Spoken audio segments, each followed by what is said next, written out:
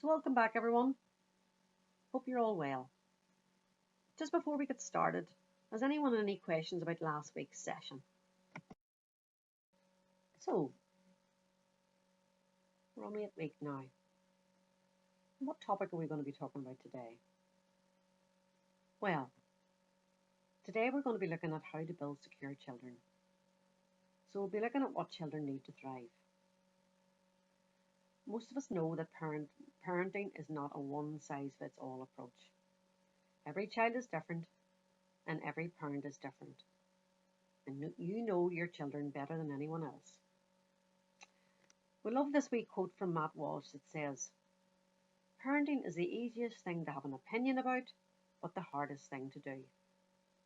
So appreciate that what we're going to be talking about today in relation to what children need to thrive is sometimes a lot easier to talk about than it is to always put into practice. It can be really hard for us as parents to keep up with all the new ideas we're being told about what our children need, and we could probably spend until this time next week talking about all this. But as we don't have a whole week, but just a couple of hours today, we thought we'd share with you some important ideas and guides that we think lie at the heart of what our children need to thrive. In our experience of working with children and families and being parents ourselves, sometimes it's the simple messages that stick with us that work every time that are the most useful. Okay. We think we can learn a lot from our own lives and from what was important to us when we were children. So with this in mind, we'd like you on your own to do this wee exercise, and it's called the champion exercise. We'd like you to think about whether there was a special person in your life when you were a child, someone who made you feel safe and that you mattered. We'd like you to think about their qualities and how they made you feel. Your special person could have been a parent, a grandparent, a friend, a teacher, a youth worker, or even a family pet. Okay,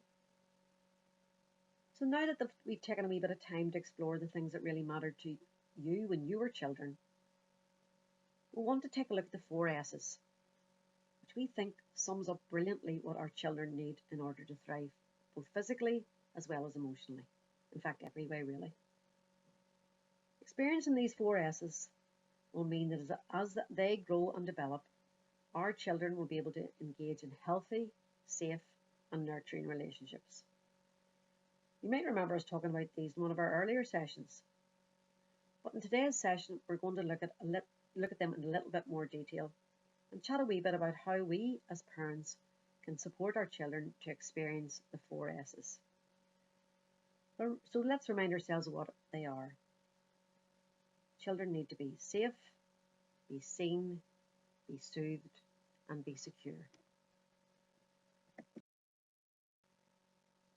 So now I would like to hear your ideas. What do you think might help our children to feel safe, seen, soothed, and secure? So what helps our children feel safe? Well, it really helps if we can be our children's anchor. But what does that really mean? Children need to feel safe, not just in their physical world and environment, but they need to feel safe emotionally, as well as in their bodies. Being our children's anchor means that they'll be able to feel safe and grounded even when life gets really tough for them, when they may be trying to navigate their way through stormy seas. So, if we're feeling anxious, frightened or stressed, and even if we try to protect our children from those feelings, they'll more often than not pick those up and feel anxious, frightened and stressed too. So, keeping calm and regulated ourselves will support our children to keep calm and regulated. And if we're feeling playful and excited, of course that will rub off on them in lovely ways too. Be predictable, consistent, and create routines. Creating routines, consistency, and predictability gives children a very strong sense of safety, providing an order and a structure to their lives, giving them a general sense of how their day is going to be, which is reassuring and grounding. Children don't thrive on chaos or sudden shocks when they can't predict or know what's going to happen from one minute to the next. Fun, play, and plenty of humour. Well, we all know that having fun, playing with, and having a laugh with our kids kind of lets them know they're safe. Children quickly work out that if we're relaxed enough to be playing, having fun, and having a laugh with them, then things must be okay. Their world must be okay, and they're safe. Of course, we also know that having fun is nurturing for a relationship too, and will help us reduce our stress levels as well. Be present and available. We need to be present and available to our children. If we are emotionally absent because we are preoccupied, on our phones, or technology, or unavailable in other ways, such as drugs or alcohol, our children will feel unsafe and at sea.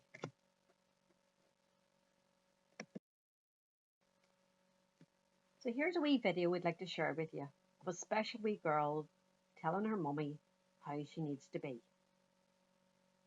No one else than me. Mom, are you ready to be his friend? Yes. Try not to be that high up to be friends. I want everything to be low. Okay? Okay. Just try your best. I don't want you and my dad to be replaced in meanies again. I want you and my dad to be placed as settled and be friends. I'm not trying to be mean. I just want everyone to be friends. And if I can be nice, I think all of us can be nice too. I'm not trying to be mean, but I'm trying to do my best in my heart. Nothing else than that. I want you, Mom, my dad, everyone to be friends. I want everyone to be smiling, not like being mad. I want everything to smile. Especially when I see someone, I want them to smile. Especially Nana, everyone. I want everyone to smile. And if that's for my dad and you, Mom, I think you can do it. I think you can settle your mean heights down a little to short heights. Then it's both, okay? I'm not trying to be mean. I'm not trying to be a bully. I'm trying to be steady on the floor, not way down, on straight, on the middle where my heart is. My heart is something. Everyone else's heart is something too. And if we live in a world where everyone's being mean, everyone's going to be a monster in their future. What if there's a little bit of persons and we will eat them, then no one will ever be here. Only the monsters in our place. We need everyone to be a person. Everyone, including me and my mom, everyone. I just want everything to be settled down. Nothing else. I just want everything to be good as possible. Nothing else.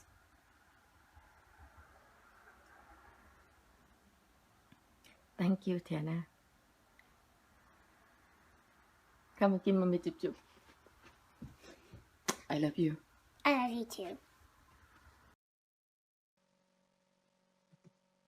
So what helps our children feel seen? Well, Children feel seen when they know we are attuned to them. But what does that mean? Well, all that really means is that our children need to know we really get them, that we are aware and responding to what's going on in their world. How can we do this? Well, it's really important to get to know their expressions and body language. Paying attention to this is really the starting point to helping us get attuned to them. So when we watch and learn how our children typically carry their bodies, hold their heads, etc., this will give us the vital information we need in order for us to detect and respond if they're experiencing painful feelings, thoughts, or emotions. And then we need to listen and reflect back. So we really need to listen to what their words, their behaviours, and their bodies are telling us, and respond sensitively and with warmth. Of course, age and stage matter. How we attune to our children is different depending on what age and stage they're at in terms of their development. Babies, toddlers, and our adolescents all need us to attune to them in different ways. So here's just one wee example of how we can help our younger children feel seen and attuned to.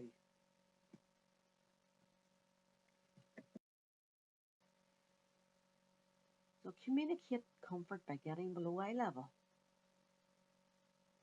It helps with young children that when we're trying to communicate that we are really getting them, that we get down below their eye level. As little brains can go into a state of alarm if there are big, tall adults looming over them.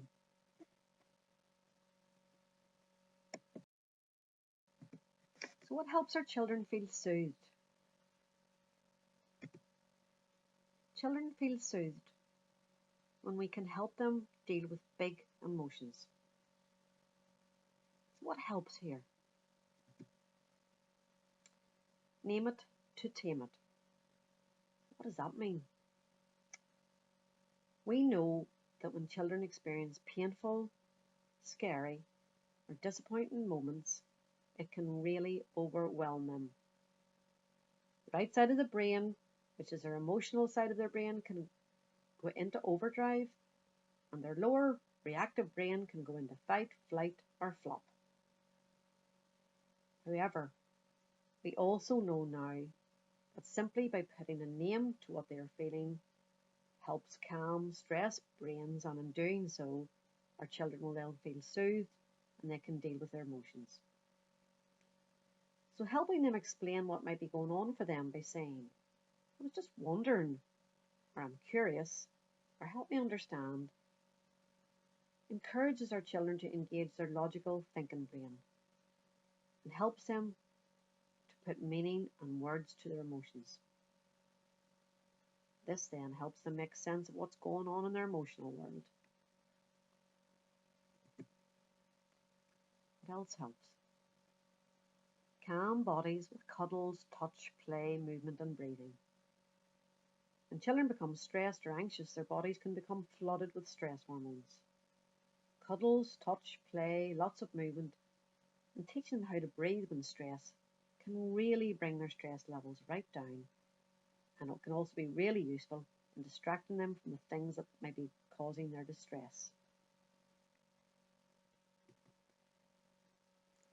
And in a tantrum, always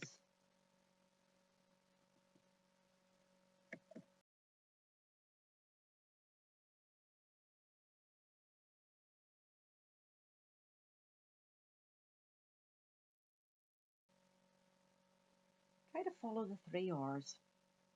Regulate, relate and reason. How do we do this?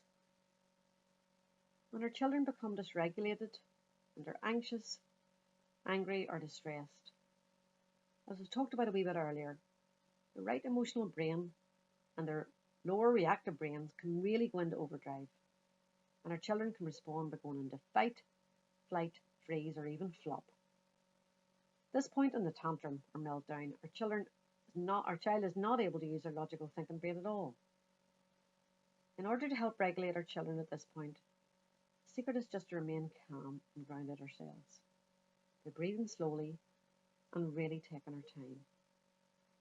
Using soft tones, and as we saw in the wee slide earlier, getting down to our child's eye level will all help soothe our children, bringing them closer to the point where they're going to be able to relate to us. So at this point, we're really just concentrating on our physical communication.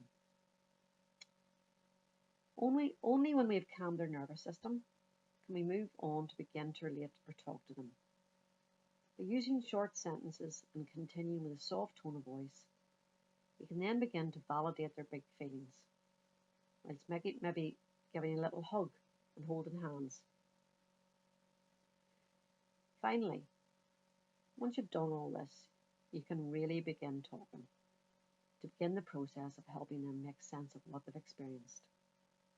At this point, you might want to help them explore alternative ways of expressing what they need, whilst of course continuing to reassure them that you love and care for them. And so at this point, we are simply engaging their upstairs brain, which is our logical thinking part of their brain. So what helps our children feel secure? Well, it's a pretty simple message really. Children feel secure when they always feel confident of our love. And remember, after every argument, always keep the door open to reconnect with your child. Apologise if you get it wrong, and repair a rupture as soon as possible. This is really about working hard to draw closer to our child after an argument, tantrum, or a rupture as it's called here. It might be about apologising when we get it wrong. But this really reassures our children that our relationship with them and our love for them is far more important than anything that happens between us.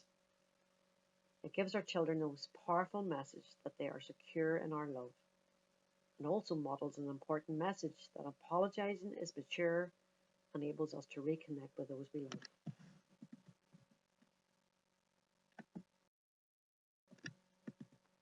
So no matter what you're feeling now about all that you've heard today, and no matter where you are in your parenting journey, remember, it's never too late to help your child and your family. A good childhood or a bad childhood doesn't hang on a single moment or even a string of them. You can still make a change and intervene.